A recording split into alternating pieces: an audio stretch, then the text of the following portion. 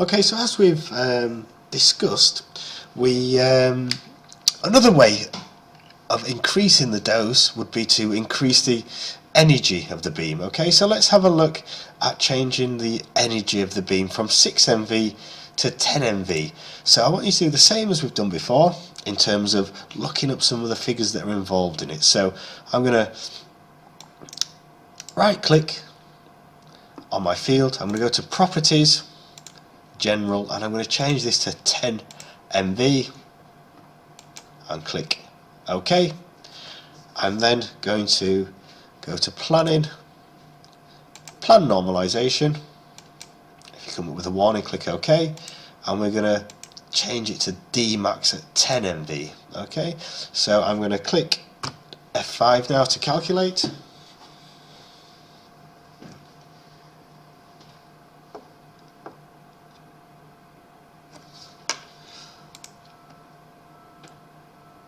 And there's two things we're going to have a look at doing. So we're going to have a look at doing as we did before in terms of looking up the dose profile by clicking on there.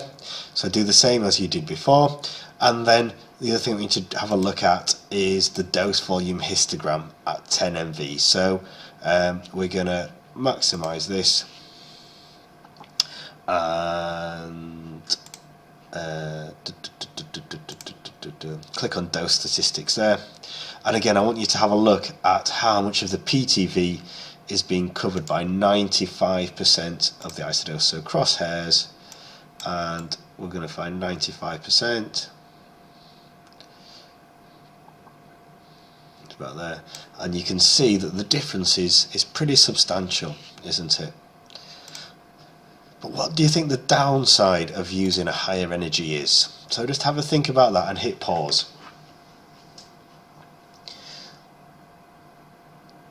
So the downside of using the higher energy is if we want to treat the tumour close to the skin surface, so less than D max of a 6 MV of a 10 MV beam. So if we wanted to treat some tumour up here by having the higher energy, it would still be in the build-up region, so underdosing it. So there's pros and cons of using both energies. They would also have a higher exit dose. So by having a higher exit dose, we're potentially going to be irradiating, or we are going to be irradiating more of the bladder, for example. So either 6 or 10 MV, we've seen there that actually there's a number of limitations to using a single field, and actually it's something that we only want to do in a very kind of simple setting where we're wanting to give a dose to a patient, and where we're not particularly overly concerned about conforming to that PTV with a minimum of 95% dose all the way around, as we would do if we were treating in a kind of a radical or curative intent. So we've had a look at a single field. I now want to have a look at us adding a parallel opposed field and seeing what that does to the dose distribution. Okay, so make a note of how much of the PTV is covered with the Dmax, with them prescribed to 10 MV, and then we're going to have a look at a pop.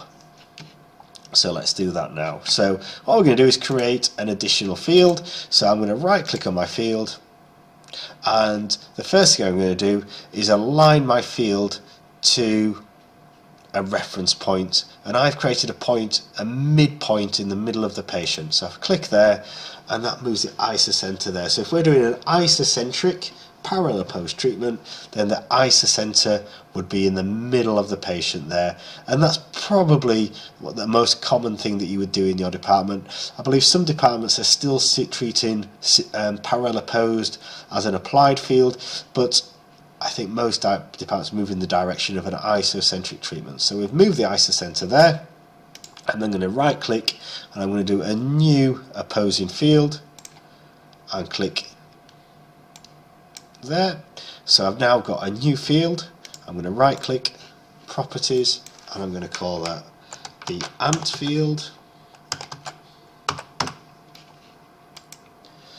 and I'm going to change this back to 6 MV now. So we're going to treat this patient using 6 MV. So I'm going to go right click on my post field, properties, I'm going to do 6 MV, ant, properties, 6 MV, click OK, and then now we need to tell the planning system that we're going, because it's an isocentric plan, we're going to prescribe to the isocenter. So planning, plan normalization, click OK to that warning, and we're going to prescribe to this mid-plane point here.